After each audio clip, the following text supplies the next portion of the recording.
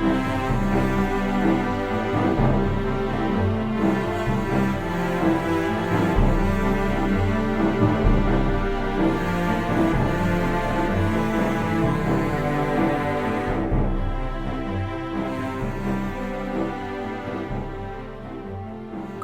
and welcome to the Thirsty Mage, the podcast celebrating 7 years and 300 episodes of RPG discussion.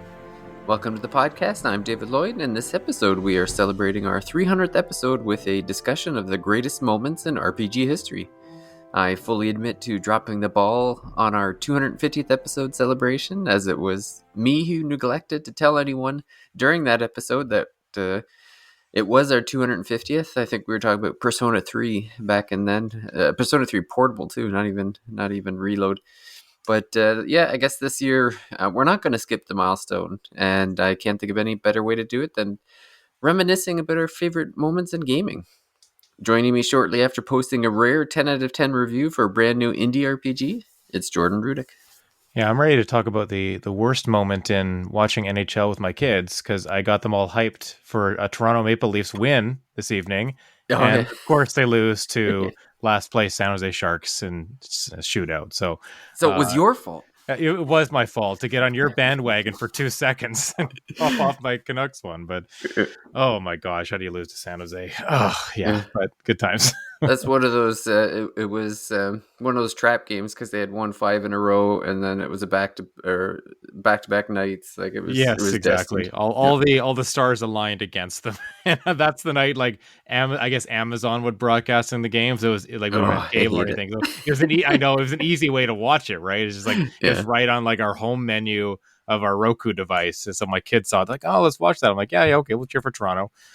Big mistake. So. And fulfilling another contractual obligation for the Thirsty Mage by wearing her latest Square Enix merch is Paige Chamberlain. Oh yeah, yeah, I am literally wearing it. Yes, I paired the chocobo top with the cactus skirt because I didn't like the other halves of the two sets. So thankfully they came in 2 parts. Sadly there was no Moogle merch for us Coopers, but. I can hear Paige's shirt. Yeah. It was the Final Fantasy 14 collection, which I wasn't. Yeah, I'm combined with Black Milk, which is an Australian clothing brand I've bought a lot from before. I don't feel like the collection had a lot going for it, but these 2 pieces definitely were muskets. So was it official merch or was it like? Yes, it's official. Yeah. They've done collabs with Pokemon, Mario, Hello Kitty, Zelda, Witcher, some other stuff. Yeah. Okay. So I bought quite a lot of like gaming dresses and stuff from them. Paige, do you have Uniqlo in Australia? Yes, I've only bought from them online because there's not one in my town. I see. Yeah, so I notice sometimes when they'll do like collabs with Final Fantasy, and I'm so tempted to buy some of their stuff, but the sizes are just they're not built for Canadians. I don't know. Like everything fits so small, and I'm like, oh, I don't know. Do you have like extra large? I'm like, no. Okay, well. Maybe I need to start doing ordering online as opposed to shopping in store, I guess. Yeah, well, Uniqlo is a Japanese brand too, so that's right. The sizing of Black Milk are a bit nicer. Plus, most of their clothes are synthetic material, so they can you can kind of size down even sometimes. Nice. But yeah, they do a lot of gaming collabs, which is bad for my wallet because I finished the afterpay for one collection, and then another one comes out. That's how they get you. Yeah. And hopefully joining us soon, so that we get the whole crew out. But he's currently still trapped in the gravitational hold of the Pokemon franchise. It's Casey Gibson. Playing Pokemon is not the reason why he's not here, though. It's he's fulfilling some fatherly duties at the moment, so hopefully we get him on later on. He's catching them all, but it's like Chance's diapers or something like that. It's not nearly as fun as Pikachu's or Squirtles or something like that. Yeah. But I guess this episode. Well, I don't know. I feel like 300th episode. Maybe I should just plug a few things first, because. It's been 7 years, and 300 episodes is pretty crazy. That's such a big number. If you when I told me think about it. 200, I would have believed you. Like 300 does seem kind of crazy. Yeah, I can't believe we've been doing it this long. And it's funny. I still remember when I think you and I were talking, and I was like, maybe we should do this weekly. And we're like, yeah, maybe we'll try to give it a shot. We'll see what happens. And that was like six years ago or 6 something years like ago. that. Jeez. But I still, Where has the time gone, honestly? oh, it's crazy. Like, yeah, I can't believe how long it's been, and still going strong. So that's a good thing. I mean, And there's been no shortage of games to cover. Like, I feel like RPGs, and not like a renaissance or something like that, but just consistently, uh, you know, floating to the top of like people's interest or developers' interest. Like, not. I mean, obviously Square Enix, they're still going strong too, but uh, you're getting them from all different places, or companies kind of coming back and doing RPGs again or doing more of them. And I think remasters and remakes have been a big driving force of that too. Like you see games coming back, and just Konami's making renewing games interest. again. Yeah, They're that's what I not mean, just right? making pachinko machines or whatever it was. They're Exactly. actually So making video games again. yeah. Yeah. Yeah, I mean, I think that's a big part of it. Is just the industry kind of this idea of like regurgitation and just bringing what's old is new again kind of ideas, and that's been very good for this genre in particular. Well, even just looking at like the catalog of things, and it's like, you know what? If they stop making video games tomorrow, we could still go 50 years on just the games that we haven't covered Hmm. already. So Yeah, they can stop, please. I don't need the yeah, Switch 2 anytime soon, thank you. yeah. I'm picking up 2 to 3 games a month. Please leave me alone. They're all Well, RPGs this month and next month. yeah. Well, that's the funny thing is like they always talk about all these like the gaming industry struggling or whatever, and it's like I don't know if it's necessarily struggling. I just think like supply and demand are completely out of whack here, and there's just the supply keeps on going. Like when you think of like Well, you know Square all Square Enix learned that lesson a few years ago when they put all their mid-range games out in the same 3 months. That was ridiculous. It was yeah. so silly. So yeah. Well, and then even my latest obsession has been playing like retro games, and even now I'm like looking at like the hundreds of games on my little device, thinking like, oh my god, there's like there's too much to play. I'd have that's not even considering the Steam Deck where I've got like hundreds of games in my catalog that I don't even think I've touched yet. So it's like, I mean, that's the other major element too, is accessibility to old games. There's so many different devices to play them on, like emulation, streaming, all that stuff is so much easier now. It used to be such a, hush hush taboo thing to talk about, but I feel like no matter where you go, like, and whatever terminology, like people are talking about emulating games or upscaling them, or getting devices that can do such and such things. Like it's not so black market under the table kind of stuff now. Like it's very, very commonplace, like all over like Twitch and YouTube and stuff like that. Like you're seeing these things, whether that's just straight up like the old games, playing them again, or mods or alterations to them. Everything seems like fair game in 2025, and it's good. It's certainly good for awareness of that kind of stuff. And as much as I want to wait for legitimate versions of these games, like I feel like there's just so little time and so little yeah. money sometimes to make all those projects come true, and you might as well just get after it, I think, which you seem to have really gone full bore with, David. Yeah, well, it certainly helps. Like, I feel like I'm being very productive when I can finish a game in a few hours.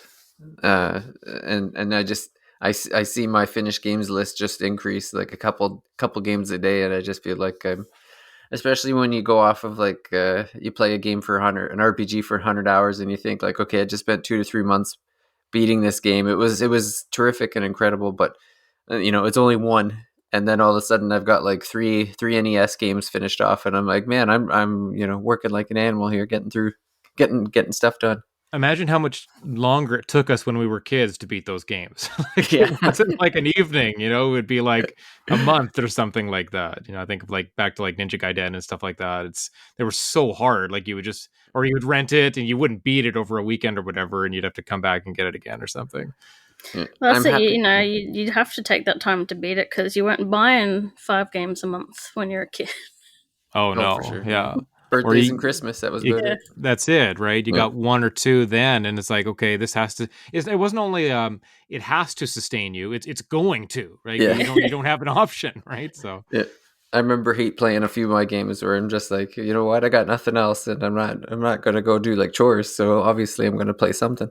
one of mine in that caliber was Populous for Super Nintendo. I to this day I have no idea how to play that game, and I've watched like videos of people playing it. I don't know how kids were meant to be able to understand that. Like I guess it was like, maybe meant for an older audience for sure, but you basically had to read the manual, I think, to understand that game. It wasn't one of those just figured out from playing or tutorials or anything like that. It was you must read the manual or you will be able to do nothing here.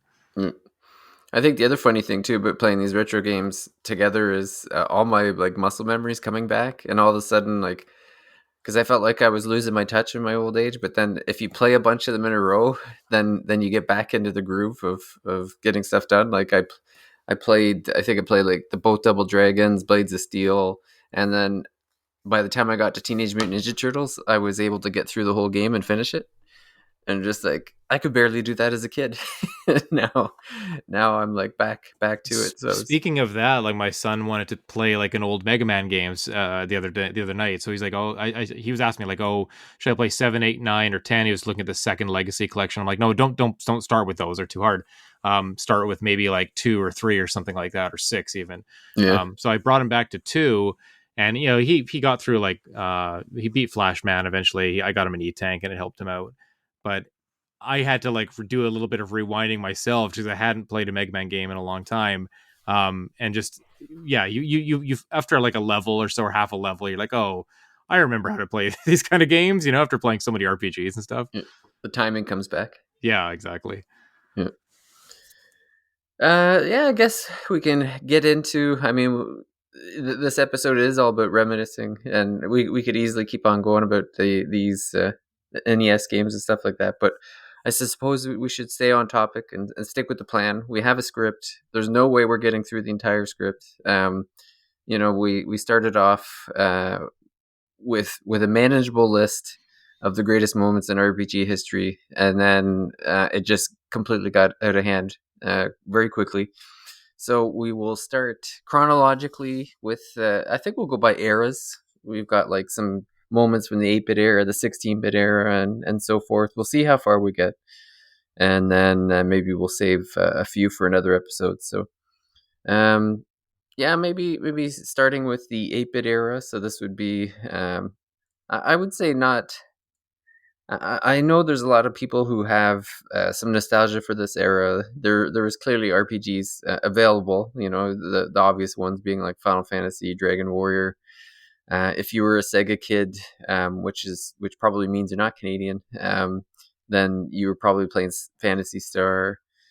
Then there was the Ultimate Kids, which I feel I have sympathy for anyone who played those games growing up, because I have no clue how those must be the most patient people in the world to this day, because I did not have the attention span then or now to play one of those games.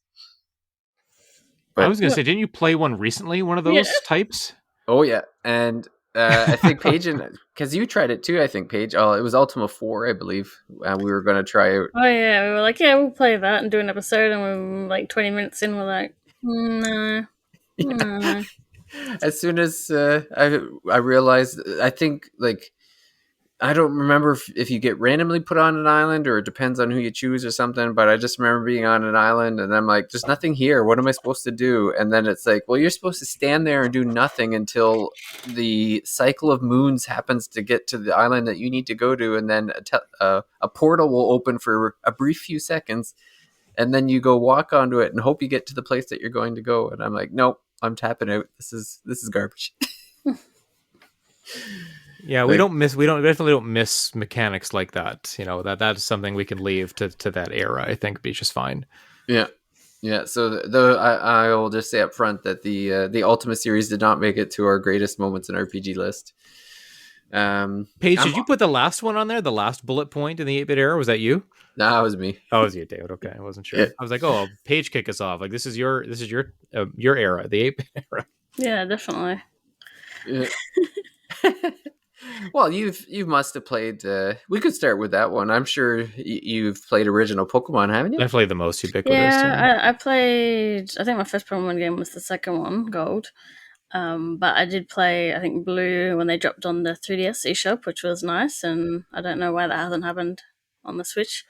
But I think, yeah, you sort of put down the moment as like the greatest moment being beating the Elite Four, because that's a whole challenge. That's a challenge that's been throughout the whole Pokemon series, where you have to, like, normally have your gym battles, you fight a few trainers, and then you fight the gym leader, but you can usually like back off and leave if you want to. Whereas this one is like it's 4 straight fights plus the champion after that. No, where you're fighting people and they're like usually a specific type. They're the strongest trainers in the game, and sometimes they even use items, which is very rude of them. And you've got to make sure you've packed enough stuff with you, because you don't really. Sometimes some of them you get a break maybe before the champion, but yeah, you don't usually get a break between the fights. You've got to survive like it's a gauntlet, really. And that's how you prove that you've become the very best. And I do remember having to prep for in different games. Like in Blue, I was about to go to. I stomped the gym before at the Dragon type one, but I needed a Lapras because I had like no water types, and you can only catch Lapras on a Friday, so I had to wait till Friday, and then I'd forget on Friday, and then I have to wait till next Friday before I was ready to take them on. What a difference the in-game clock would make to your Pokemon adventure, right? That you can only catch something one day a week as opposed to whenever. Yeah, I don't know if they do that as much nowadays. They do have some funny evolution methods still, but I don't think there's any weekly Pokemon. No, I think they. Yeah, I don't think it's weekly or anything like that. Like time of day, maybe, and there are like a lot of kind of crazy unlock conditions for evolutions and stuff. But I don't think there's anything specifically like day of the week. I'd be surprised, but yeah, in most games, the Elite Four is pretty challenging. I don't think they were in the newest one, but and that's like the end of the game once you've beaten them and the champion. Most of them. I was gonna say this one. In this one, the first one definitely. That's that's what you were training do we remember our teams? Do we remember the team we had the first time we beat the Elite Four? I can only remember a couple of mine because I needed that. Well, I usually went with like a Charizard because I usually went fire Pokemon, so I would have like Charizard, and then I would try to get as many of the legendary birds like Articuno, Zapdos. Yeah, Articuno is so strong in that Elite Four fight. No, I needed Lapras for the ice, because I'm pretty sure I started with Squirtle, so I did have water, but I needed the ice for one of them. Ice is good against the dragon lance at the end, right? Like that. It's like Articuno or Lapras can wipe the whole one. I like the Golem. Yeah, I was like that rock. What else? Early on I'd have a Butterfree, but I usually ended up dropping them by the end. Dump it because it's too weak at the end, right? You need like an Alakazam or a Hypno or something by that point. Yeah, that's true. Or a Gengar. Like Gengar would be really strong, although Gengars were hard though because you had to trade to get one of those. Well, same as Golem, right? So if you did, like those trading ones were pretty powerful. So if you brought any one of those to the Elite Four, you're pretty good. I know I had Blastoise for sure. I would have Pidgeot, and then I know all my friends had an Alakazam, so I want it to be different, so I used a Hypno. Hypno's okay, like it's not quite as strong, but those are the only three that I can really remember. I know I got maybe one of the legendary birds as well, probably Articuno or Zapdos, but I think mine was like Charizard, Gyarados, Zapdos, Golem. There's 4, and I'm trying to think who the other 2 would be. You have any grass types? I know I used to like running a Victory Bell. Victory Bell was one of my favorites from the original games. Oh yeah. It was exclusive to Blue, so I thought it was cool to like have one of the version exclusives on the team as well. Can't remember that. Yeah, I would check on my 3DS, but I don't know where I've put it. So.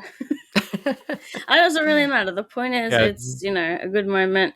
It sets Yeah. a precedent for the series and how like at the the end of the main story would go. Um, It felt like an accomplishment. it yeah, felt it like did. It was like you actually had to try. Yeah. I mean, you get to register your team at the end. There's this big, like, Yeah, Professor you Oak get comes that. out. Like, it is a big moment, especially if you think about if you're a kid, right?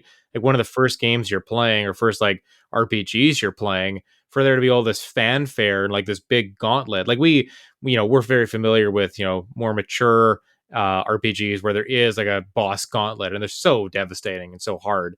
But for there to be one in a kind of condensed form in Pokemon was pretty neat. Yeah. But I yeah. Oh, I added kind of a joke one yeah, to you the go ahead. list, You right? go with that one. So Yeah. this is the second one I added to our little bullet list here. And I wanted to put like a not non RPG, but just a game that maybe people don't think first as an RPG, and that's Zelda 2: The Adventure of Link.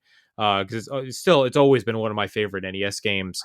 It's very very difficult for sure, but it does have RPG elements with kind of level ups and spells and trading of items and stuff like that in towns.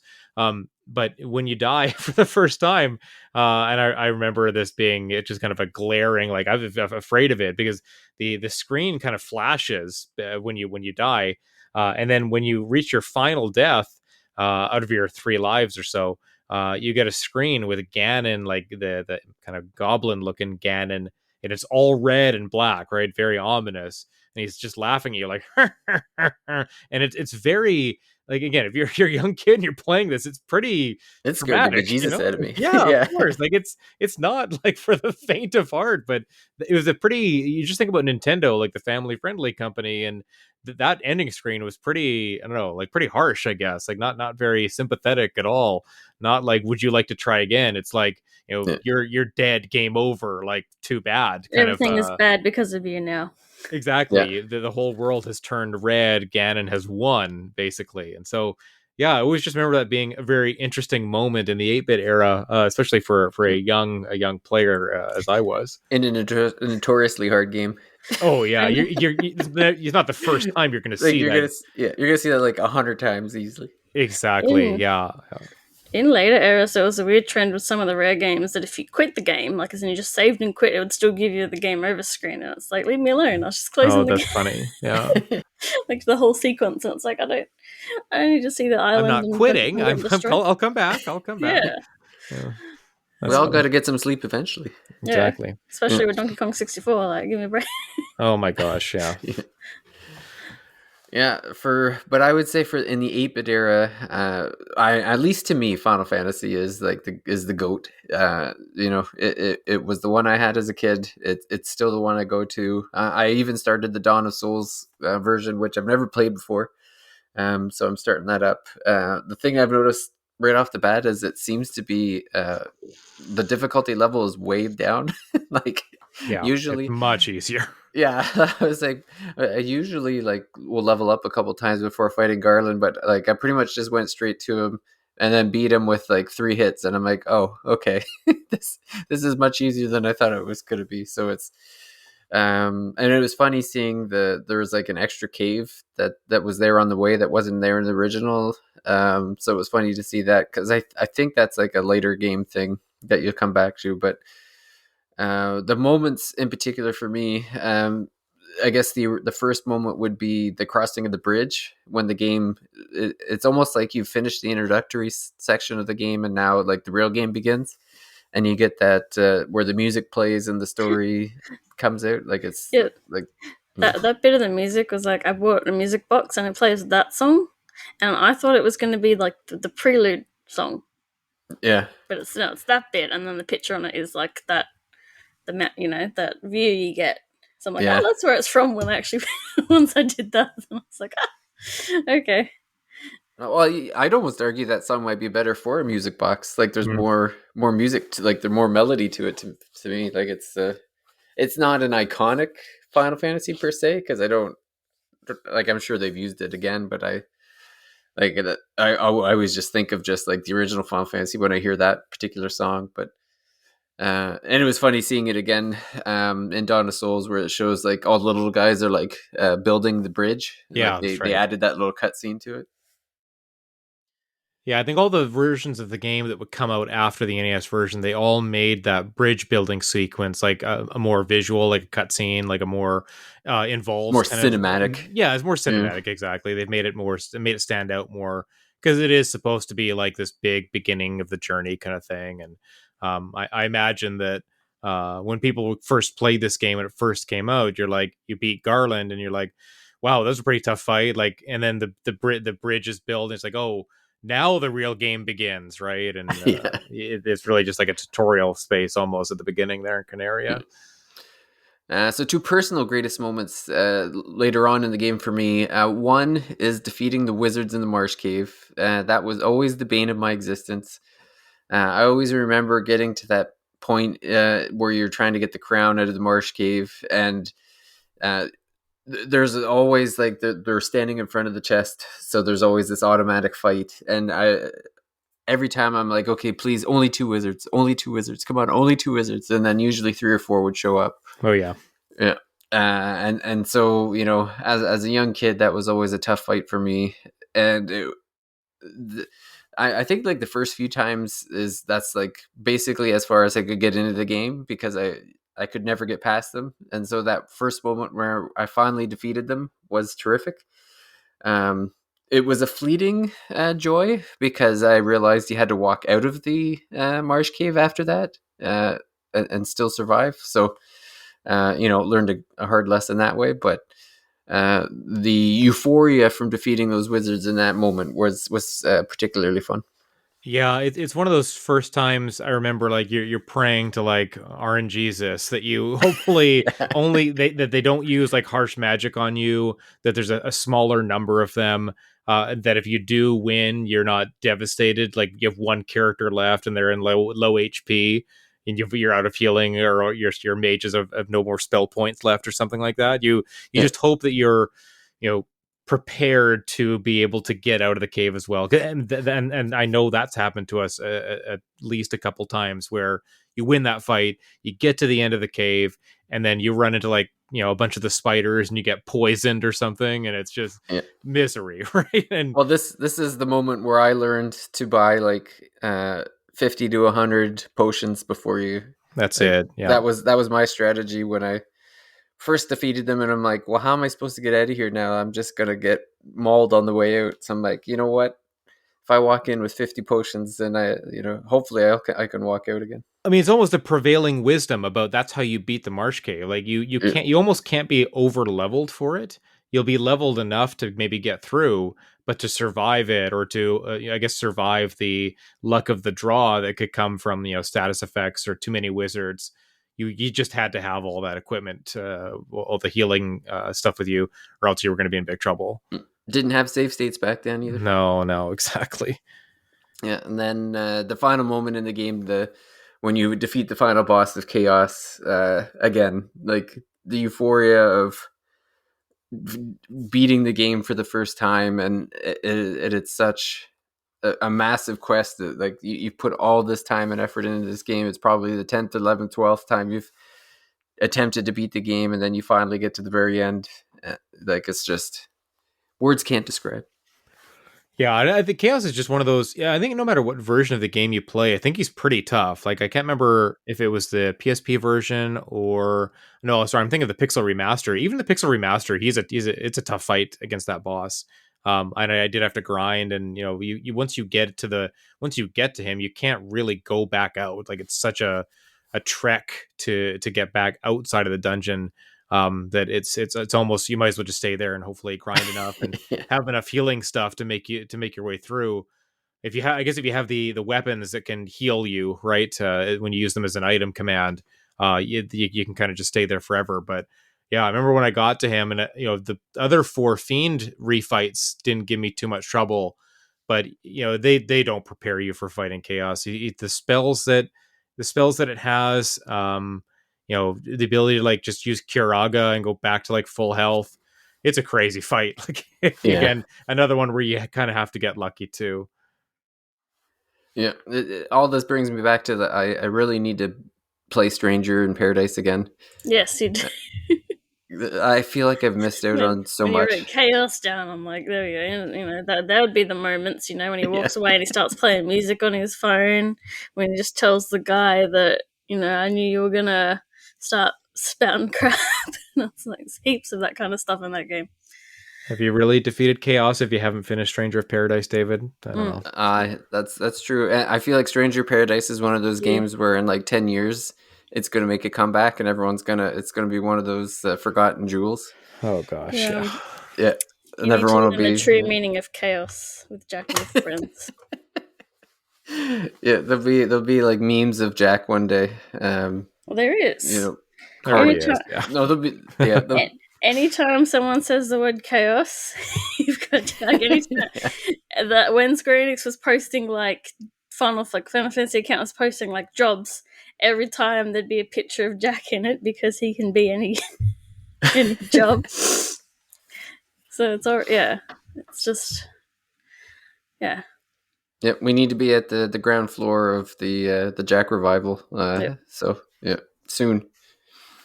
But yeah, I guess we'll go into the 16-bit era, or the era that Paige was potentially alive for. I don't think the 8-bit era might have been before your time, but I know you had put Buzz Buzz down as the first one, and I just assumed that was an Earthbound reference. Yes, because when we talked about Earthbound that one time, we were talking about what's your most memorable moment, and then I mentioned Buzz Buzz, and you guys just completely forgot about him because I guess he's that forgettable. But for me, it was just the moment where, because he's your little tutorial guy, he pops up, he shows you how to fight, and then he goes into a house, and Poki's mum swats him to death because he just looks like a fly.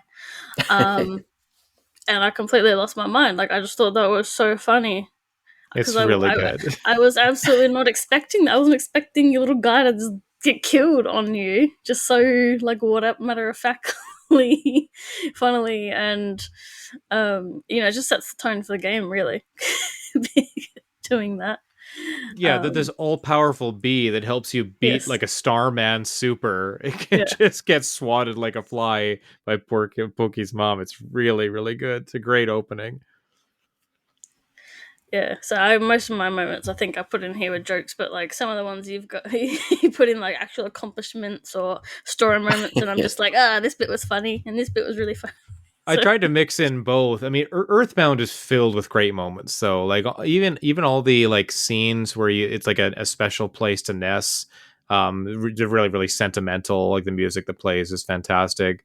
When we go to Foreside and it switches to Moonside, it's a really, really cool moment. Even meeting the new characters. I think about when you first meet Pooh in the kingdom of Salam or Dalam or something like that. I can't remember the place. And you have to do this encounter, like a meditation kind of encounter. And you have to keep basically losing. And if you give up or something, it's like, I'm going to take your eyes, and then you can't see anything. I'm going to take your like ears, and then the sound in the game literally goes off. And you have to keep saying like, don't give up, don't give up. And if you get to the end, then you pass that little test. But I remember I know the first time I did that, I definitely failed it once or twice, not knowing, is this like is there a fail state here? Like, am I going to get a game over? Like, forever. Yeah, I'm like, am I going to lose this character? Like, he's supposed to seem really integral to the plot. But yeah, Earthbound is obviously one of my favorite games. There's just tons of moments in that one that are great. But you're right, Paige. The Buzz Buzz intro is a fantastic one. Yeah, I'm surprised you didn't add one here. Well, it's funny. I thought I had one in there. You know what? I think what I did, I think I saw the one that you put in for number 3 and thought, okay, you got to it before I did. But you do that one because I want to do 2 for sure. Okay, so yeah, the for the 16-bit era, it's funny that the moment is like literally the beginning of the game. Yeah, so good. With the Final Fantasy VI, with the Magitech armor, the walking, big. It was Biggs and Wedge in the original, right? Or was that retroactive? Oh, they still use those names. Yeah, that's what I thought. Like I remember. So yeah, Biggs, Wedge, Terra. walking, to Marsh, and there to take the, oh man, what did they call them? Espers in that. Espers, yeah, Yeah, yeah. I always get them mixed up with Edelons and that, but yeah, just that whole moment, very cinematic. Them walking in, and you just see like the kind of the outline of the town, but with all like the lights and the candles or whatever, and just walking towards it. It's just setting up that this game was going to be like bigger and more cinematic than in any Final Fantasy before it.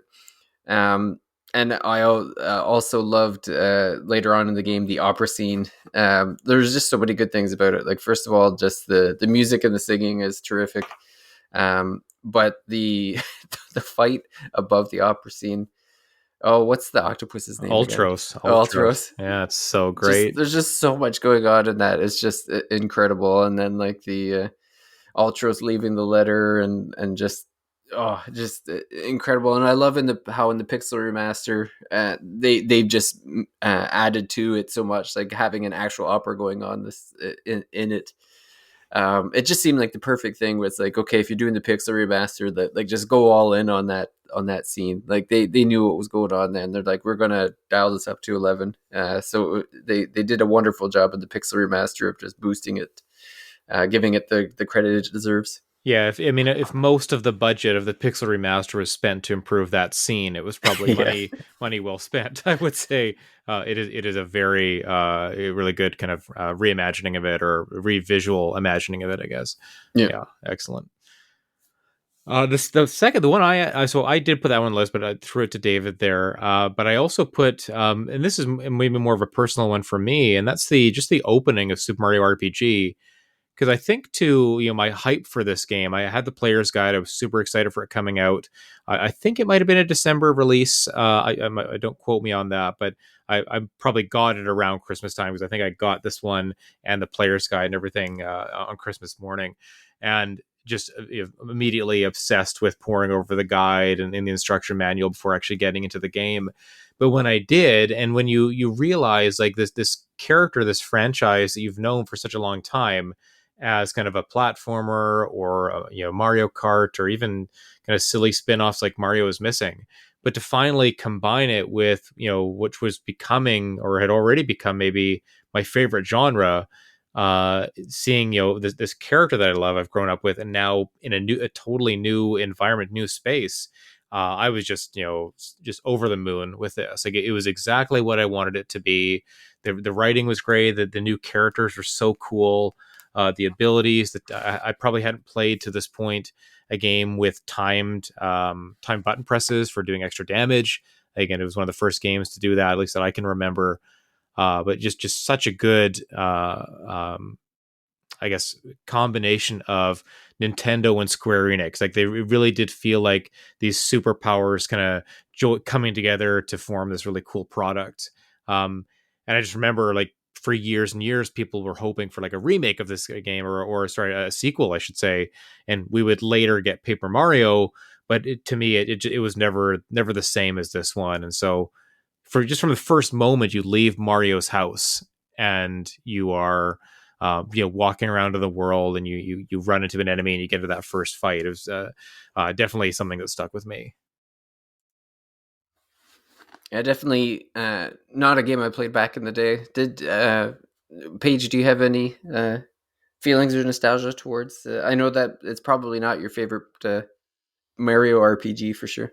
No, I tried playing the remake and it just annoyed me majorly, like the platforming bits. Or one time I saw something, so I tried to get it, but I randomly fell down, so I couldn't get it. And when I came back, it's gone. It's just, yeah, I didn't finish that. Too much of the mini games, too much of the mini games, too much of the really weird platforming because of the angles and stuff. Where you just can't quite get it right. No, I don't have anything good to say about that game. Was but and I'll say that it's not even necessarily that Mario RPG. Like, I just have been I struggle with most of the Mario RPGs. So, but I respect it. I do like the opening of that game too. Like, even the fact that the character, like the sword that goes through the castle or whatever, Yeah. just the fact that it's like it was a new villain to the Mario series too. Like, it was always like Bowser, and so all of a sudden you have this new villain that's this like massive sword, the Smithy Gang or whatever. It's just a neat way to do it. And I mean, that's what I'm talking about, right? The yeah, beginning of the game is Bowser losing his castle, basically. So yeah, and it's just another example of how the game like flipped the world of Mario on its head. It wasn't just going to be a new genre for Mario to explore. It was also going to be like his enemies were going to be different, at least to an extent. And, the fact that Bowser joins your team of all things, like it's really, really nice contrast with what had come before. So that's kind of what I think of some of those great moments for me. yeah. Paige, do you have any other 16-bit era moments that you can think of before we? I think I can Jordan will think tackle of the that last this one. is the second time Jordan spoiled me on Chrono Trigger because I haven't played it before, and then offhandedly in one episode he mentioned somebody dying, and I'm like, "Wow, I didn't know that happens." And now reading this, I'm like, "I didn't know." To be fair, this could be a number of different heroes in the I game. didn't. Okay, sure. There's another spoiler. There's more of them. Okay. I think I think that person in the comments that's been complaining about you spoiling games has been Jordan all along, and he's been waiting Yeah. for his vengeance, and this is it. Yeah. I'm just trying to take some of the heat off. That's all. So hold on, I'll look at the Chrono Trigger 30-year anniversary next year. I think it's time. You gotta have played this game by that point. But we should probably open with like a caveat about this for the episode. That if we're talking about greatest moments, Well, I think yeah. All inevitably games are going to be spoiled. there's going to be some spoilers in here. I'm looking ahead to the PS2 one, but maybe you'll I keep don't think going. we'll get that far. That's Okay, why yeah. I was thinking of warning about spoilers at the beginning, and I was like, "There's no way we're even going to get to games that are like within 20 years from now." Yeah, So yeah. I don't know. The spoiler I feel like doesn't apply to anything before the year 2000. There we go. Good. So I have immunity now. Yeah. So the last one I added just quickly because I wanted to throw this in there, having just played the game. But in Chrono Trigger, the Chrono leaves your party for a while, and you have to take on, or you have the opportunity to have Magus, the villain, join your team. So it's a really cool kind of reversal that happens there. And part of the main story is that you have to revive Chrono, basically, or kind of bring him back, I suppose. And it's hilarious because you have to get a doll of Chrono from like a carnival game, and then the doll kind of takes Chrono's place in the timeline or something like that, or in the events of time, and then you end up saving the real Chrono. But it's almost fitting for a game about time travel that you're going to rescue someone from dying, and it turns out there's actually a number of characters where you rescue them from, if not dying, some like tragic fate, I suppose, right? Like Yeah. Luca's mother, who she doesn't have the ability to walk when you first meet her in the game. I believe that's the case, and then you can go back to a particular point in time. It's kind of a side story, I guess, with Luca, and you can save the mother, and you get some cool items from doing that. And yeah, I mean, Chrono Trigger is filled with cool moments, but I was just thinking about specifically some of the revivals or changing the fates of some of the main characters is quite fun, quite noteworthy. We're getting a little short on time. I'm not even sure we're going to make it through the whole next section, but we'll start it off. We'll see how far we go. We're only doing part 1 and 2s from now on for every episode. Like everything's going to be a 2-parter, right? So this is how season 3 of the Thirsty Mage begins. Is that no episodes or full episodes anymore? That's right. We have too much to talk about in every episode. It's going to spill into. It's like TV shows from like the 80s and 90s. Didn't they? Wasn't it? They're always 2-parters. It was like same time next week. Well, you remember Batman from the 60s did that, right? It was always like they would leave him in a cliffhanger, the Adam West Batman, and then it would always be like, will he escape from like the Riddler's trap? Come back. Yeah, same bat time, same bat channel. That's where that expression came from, right? As they would end so many episodes like that. Imagine. Just in the 60s, great hook for bringing people back in, right? To watch a show that's serialized like this, right? Yep. So the next era, the 64-bit. So we're looking at like N64, PS1. This is when like PC games are really starting to take off. We had an episode about those last week.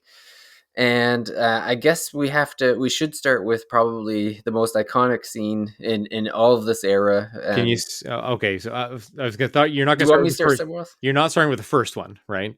Well, you don't want me to start with the big one? You want? Should we like? I You think know what? We I could leave that for the next for the part two. That could be the beginning of part two. I was gonna say that the joke one it was the big one, the joke one I added there, but no, Oh, I think three of these are big, honestly, aren't they? Like, oh, they are. Well, let's start. Let's get rid of the joke one then. Now, sure. yeah. So yeah, renting Quest 64 and realizing your lot in life as an N64 owner. Yeah, like it was slim pickings Oh yeah, for RPG fans. slim picking, no S. Oh, I Like know, right? there Yeah. were no choices. It was one, right? Yeah. Like until Well, Paper Mario came out, that I was was gonna say it. Paige would argue that the best Paper Mario was on the N64. So Yes. yeah, It was the number one RPG on N64 because it was like one out of two. yeah, Right? it was Paper Mario or Quest 64. It won by default, Yeah. but it was still really good. Yeah, I think Ogre Battle was in there somewhere too, Yeah, but that's I right. don't. No one actually played that game, so no one can confirm that it actually existed. I don't think. Um, yeah, I get. Well, the other, I would say, the big moment. It's not an RPG, but the biggest moment for me on Nintendo 64 was the moment when you pulled the Master Sword out of the Temple of Time in Ocarina of Time. Um, that I think is still even to this day iconic. Seeing that happen, like it was again, it's not even the end of the game. It was probably like the midpoint of the game at that point, I think. So yeah, just like an amazing moment, especially in like the dawn of the 3D era. That was like our first 3D Link, and there's a big 3D sword, Master Sword. I mean, this was an ultimate playground game, wasn't it? Like everybody was playing this game. If you had an Yeah. N64, or you're playing it like with people, like you'd have friends over and you'd all kind of be taking turns and stuff like that. I remember a lot of moments like that. Like a bunch of friends on my block had the game. We'd be playing it together, and maybe over a couple of days if we didn't see each other, it'd be like, oh, did you find this? Did you get this item yet? Or did you find this heart container or whatever? Like all the little secrets of that world were just so engrossing. Like what a masterpiece of a game. And you're right. I think that's the moment in the game when you get the Master Sword. Almost a defining moment in every Zelda game, right? By design, Mm. there's always a lot of But, fanfare and kind of transformation that goes along with it, but what, especially in Ocarina.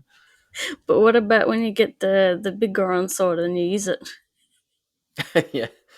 Well, that's the funny thing about the game and I think the Big Goron sword was more powerful than Oh yeah, the yeah, it Master was. Sword, which It was was. hilarious. But you didn't have to do like a 20-step fetch quest to get it. Like it was pretty involved, if I remember. Yeah, and you have to Yeah, hold it and with two hands, right? No No shield. shield, no shield. and it doesn't last for long. It breaks. Is that right? Yeah, I can't even remember. I Yeah, Oh think my so. gosh, Yeah, that's that's what I was getting. ridiculous. I'm pretty That's sure it so very breaks funny. as glass. soon Yeah, as Yeah, yeah. very glass cannon. you Oh like man, go to all that effort to get it, and then that's Yeah, great. you could feel super powerful for a very short period of time. You better save it for Ganon, or you're going to be in big trouble. it's also incapable of defeating Ganon. Yes. You better not save it for Ganon. But you can Well, use it for part of the fight. yeah, I was gonna say That's right. I Yeah. Yeah. remember using it for part of the fight, but no, you have to.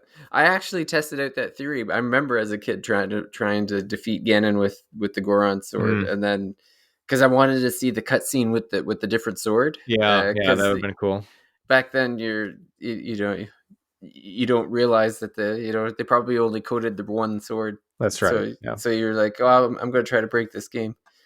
And nope, they Nintendo thinks everything. So that was not going to work. Only the Master Sword pierces the face of Oh Ganon. no, the actual big Goron sword is not the breakable one. That's alright. So I had it confused. Oh, okay. So Because you there's have a fake one. there's the one called Giant's Knife, which he Mm. does make, and you do a trading quest. But this is like I guess you have to do another step to get this one, where it's a different version. I think that's what I'm thinking and of. that doesn't. Just Yeah, so many steps. that one doesn't break. Like Yeah. you still can't deliver the final blow because it's not the holy sword that you've pulled out of the Yep. rock. So yeah, so I meant the giant sniper is the funny one because that one like you do all that and Mm, it breaks. yeah. So, Yeah. That rings a bell now. yeah. Yeah. David, I'm curious about your last bullet one here because this isn't a game I'm super familiar with, but it sounds pretty epic. Yeah, so this one, so Deus Ex was a big game for me back when it came out. I can't remember the exact year. I feel like it was either late 90s or early 2000s. But yeah, this was, I was deep into the PC gaming at this point, and this was kind of like one of the early open world where your choices matter sort of game. And I remember getting to the end, and I guess I'll put the spoiler warning out for this one because when you get to the end of the game, there's 3 different ways that you can finish it. And throughout the game, you're kind of it's building up to this too. Like you see it coming because like there's different factions of the game that you're dealing with.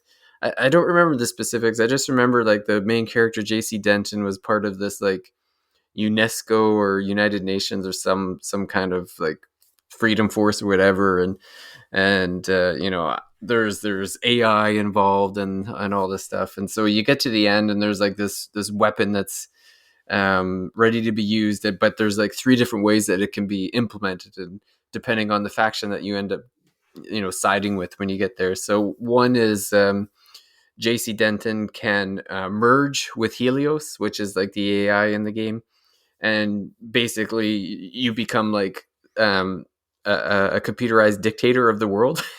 So you just take over the world Nice. as an AI. So that's one option. The second option is one of the big bads in the game is the Illuminati. So you can repurpose the weapon to basically you join with the Illuminati, and you basically rule the world with no with no one like you have all your power, like there's no one's there to stop you, like the Illuminati are going to run the world. So that's your second choice. And then your third one reminds me of like Escape from New York, where there's like a environmentalist, and he's like, you can change the weapon to destroy all technology on the planet, and we'll go back to the dark age. So you could end up choosing that option as well. So yeah, it was just depending on what your mood was, you could have 3 different endings to the game, and they all had like a little cinematic way of ending. And it's funny too because you always wonder, like even when you play it, you're like, well, I wonder what the real ending is because they don't really tell you. But the when the sequel to the game comes out, I believe it was called Invisible War. Hmm. Uh, they canonize all 3 endings. Oh, So that's neat. Okay. yeah, so what happens is like he does all 3 in a way um where it doesn't exactly, like none of the ways actually works out. Like he does merge with the AI, but the weapon, I don't know, something happens and he ends up just going into like a stasis or a coma or something like that. So it's just kind of neat that they didn't ruin, like if you chose one, like it doesn't ruin your experience because it's saying, well, no, they're all plausible because Right. all 3 happen or whatever. So So the more recent Deus Ex games, Human Revolution and Mankind Divided, I played both of those, and I was just kind of going back and looking at the choices in Human Revolution. It looks like there's 4 kind of big endings you can get depending on your choices, or maybe the choice you make at the end. But because Mankind Divided is a direct sequel, I believe they do canonize one of those endings, I think. And it looks like one of the writers for the game kind of made that clear as well. So oh yeah. maybe the way that you get there is open to interpretation, but it seems like one of the endings specifically is more is how they play out the next story. It's interesting to do 3 of them in the sequel to the one you're talking about. That's pretty tough, I would say. Yeah, Right? like it's interesting. Like I'm even curious at the time, like did they were they aware that it was going to be such a big, like Deus Ex, I think sold a lot, like did very well. So, when you're writing something like that, you might not have it in your mind that there could be a sequel. You might just be like, make a game for the game's sake. So, pretty kind of neat that they're, did well. So the sequel comes along and they're like, well, let's try to find a way to make any of the three plausible so that all three endings are technically canonical. I mean, it was a different era, right? Like where games like this could maybe more easily get a sequel, especially this was a pretty popular genre on PC, right? So maybe they did have like a storyboard and just kind of storyboard it out like 2 or 3 games loosely. And then like, you might as well, when you're in that planning phase, do a little more of it before you actually start making the game. Yeah. Sorry, Paige, I interrupted you. No, I just said nice. Like neat. Excellent. Yes. So any big N64 moments for you, Paige, before we... I'll save the big one in that era. I'm going to save the big one. You don't want to spoil it, yeah. No, I don't want to spoil it. Everyone knows what it is. It'll be saved for the next part 2. You mentioned Paper Mario, and I'm thinking of a bit where I was quite disappointed because you're in the final fight, and then Peach and Twink look like they're going to get into a fight, and I'm like, oh, Peach is actually going to fight. This is going to be awesome. And then no, it's just Twink fighting. And Peach is praying. She's using her wish power to like power him up so that he actually starts dealing damage because he wasn't dealing any damage. So that's more of a disappointment because they're like, oh yeah, no. Well, like I was N64 to GameCube go, so that era did not have really any RPG moments for me, really. I did like meeting Whacker in that game as well, though. Like, I love funny little things like a guy saying, "Oh, it's such a lovely day," and he's got Whack in his name, so you just look at him and you think, and then you hit him, and you get a reward for hitting him. So, I mean, I liked that so much. I got a little custom plush of him, but nothing like no real big standout impressive moments because we didn't have the PS1, so. Yeah. That's the funny thing is like you look at the catalog on Nintendo 64 and you think, okay, there's Quest 64 here, or there's 3 Final Fantasies on PlayStation. Yeah, like it's just not even fair. Like it's just ridiculous. And then I mean, you kind of had to choose, right? Like if you want like platformers or like Nintendo game, it was already at the beginning of like if you want Nintendo games, you buy them here, right? Yeah. Obviously, I think N64 had better multiplayer games, Mario Kart, GoldenEye, Mario Party. Jeez, what am I trying to say? And then if you wanted Smash Brothers was on Smash 64, Bros, exactly, yeah, like so many good games. And they would have like sport games and even some like other shooters besides GoldenEye, like Perfect Dark and stuff. Yeah, PlayStation was the place to play big RPGs like cinematic, games with huge soundtracks and worlds. But it was close, like at least in terms of the quality of games, just not quality of RPGs, right? That's all. Yeah. I was gonna throw out one more, and that's it, just because I had a lot of great moments with this game growing up with friends. That was Gauntlet Legends. Yes. An arcade port that came to N64, and I think there was a sequel of sorts on GameCube. Yeah, it had more levels and stuff, which is really funny. That's because I was playing the GameCube version with my dad one time, and he went to go in one direction where like the first level where it's like the mountains and stuff is, but in the GameCube version there's an extra first world, so like you've got to go to another route, like another side of the castle and that that front way, but so I was like, wrong way. Yeah, that's a great one. I play that a lot. It's one of my favorite games. The best moment was like trapping one of your friends with death, and they didn't have like a potion to get rid of them or something like that. Yes, because I'd always have like I remember the first few levels quite well because we'd always restart it, and so I knew where the chests were, like which one had death in it, just by memory. Yeah. I wouldn't touch it. So I'd have all the potions. And you can't get rid of death unless you have a potion. So yeah, literally like just the hymn. That's one of the favorite bits. So then last time we played it, one of my siblings, because you get you have your money stack up at the end, you can actually put money into your like skill points and stuff. They increased their speed. They like maxed out their speed, so they were breaking the tether basically. Get all the loot, right? Yeah, so they could get to the chests first because I kept That's stacking right. up the money. But that game's just great with all the voice lines. Like, It's so and good. because you need keys to open the chests, if you open a chest and somebody else walks through the chest and picks the item up, you get a "how rude" from your character, or stuff like just lots of little things like that. Even the Or ability names like Rock Shower from the mage and stuff like that. It's just so memorable. Like it's really, really good. one bit, and the bit where you can beat. I don't know. Did you play it much multiplayer?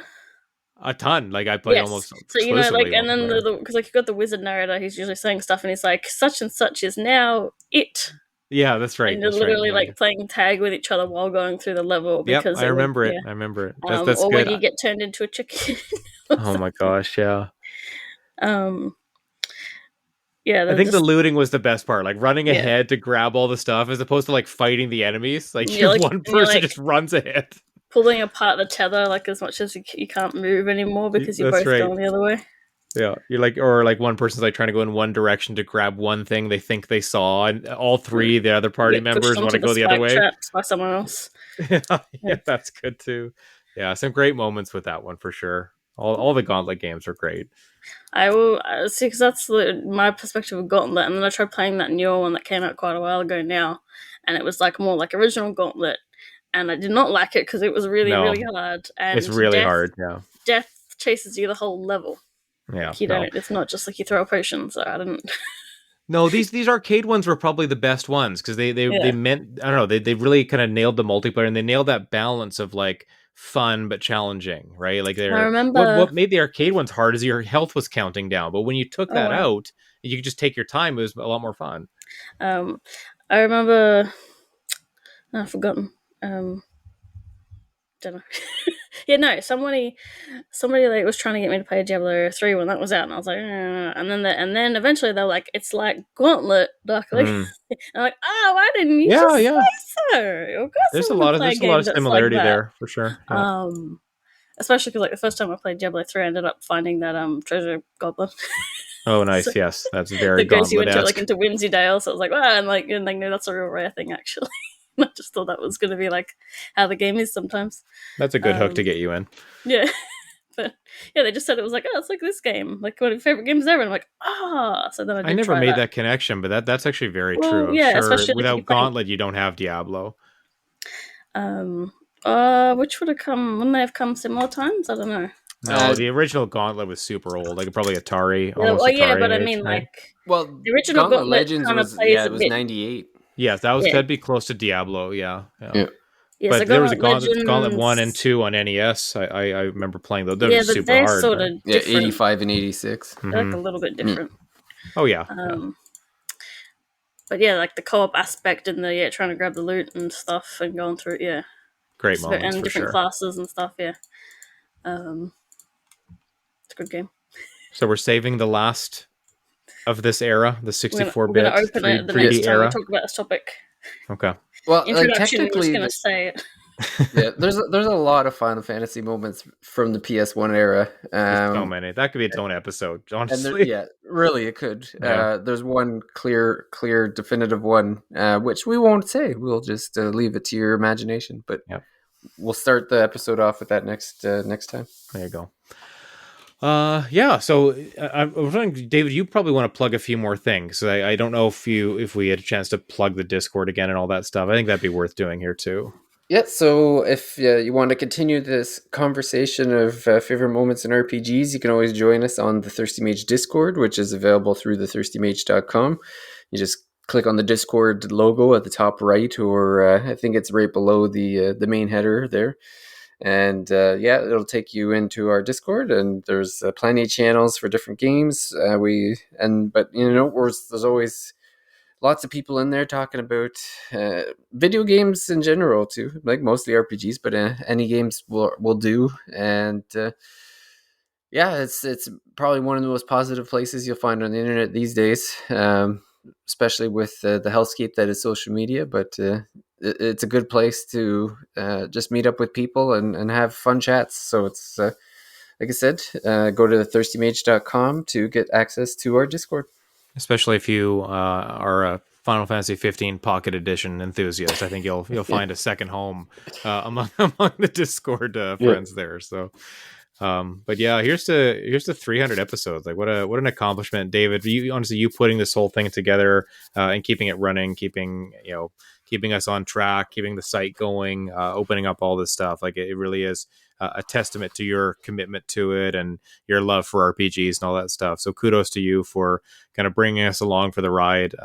Yeah, you just like one day someone randomly hopped in my Twitter DMs and was like, "Do you want to go on my podcast to talk about items in video games?" Who's this random creep from Canada? Yeah, like, huh? Who's this Chucklebrain? Why does he care about inventory systems? Yeah, and I was like, I guess so, and then I didn't leave. So yeah. I'm glad I happened to come across that. What was it? Last I don't even remember what the game is called now. I remember it was. I read your review on. Oh, what's the game called? Lasser? I don't. Langrisser. Just tell us what it's about. Langrisser. Oh. Langrisser. Yeah. Okay. Langrisser. Yeah. Well, Yeah. You might have been trying to say that. Yeah. That was like the tactics kind of game, right? Yeah. Yeah. I remember that. Yeah, I mean, however you corralled us all together, it's been a great experience, and I don't know if we'll get to 600, but it's a fun goal to shoot for sure. 666, we can do a funny. I think our kids will be the newest Thirsty Mage patrons at that point. So Diablo 6 will be out by then. Yeah. Oh yeah. Yeah, that's funny that you say that. Yeah, or 666 right. would be our kids would be. If we're not off of the podcast by then, our kids will be telling us that we have to be. Exactly. That's right. Exactly. Yeah. They just like you guys just grabbing the USB mics into your retirement homes and trying to plug it into a laptop before the nurses catch you. The hope is that our hearing aids are also able to record podcasts. Just dual function kind of thing. Well, I still remember a couple years ago, someone in my daughter's class saying, "Is your dad David Lloyd? Does he? My dad listens to your dad's RPG podcast." That's so funny. Yeah, it was very strange. Yeah, very strange. That's it's endearing. The connections like that are kind of made, right? Yeah, it's cool. But now that the kids are they're in high school now, I think it would be a much different experience if one of their friends said, "I found your dad's podcast." I don't think it would be as positive. Probably not. No, it'd be like, "Oh, who's this idiot who likes Final Fantasy VII Rebirth so much?" Yeah. Who's this clown who said metaphor is not that great? Yeah. You can throw me under the bus if you want to.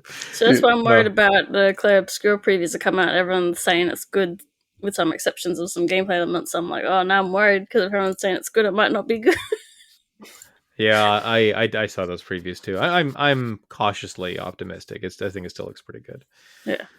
But that's another game for another time and another part 2 on the way, I suppose. I mean, we just have greatest moments in RPG history. We've been kind of on this tick of looking back as opposed to just looking forward, and we've been doing that all along, I suppose. We'll be doing a mix of that this month with remasters. Exactly. Yeah, that's true.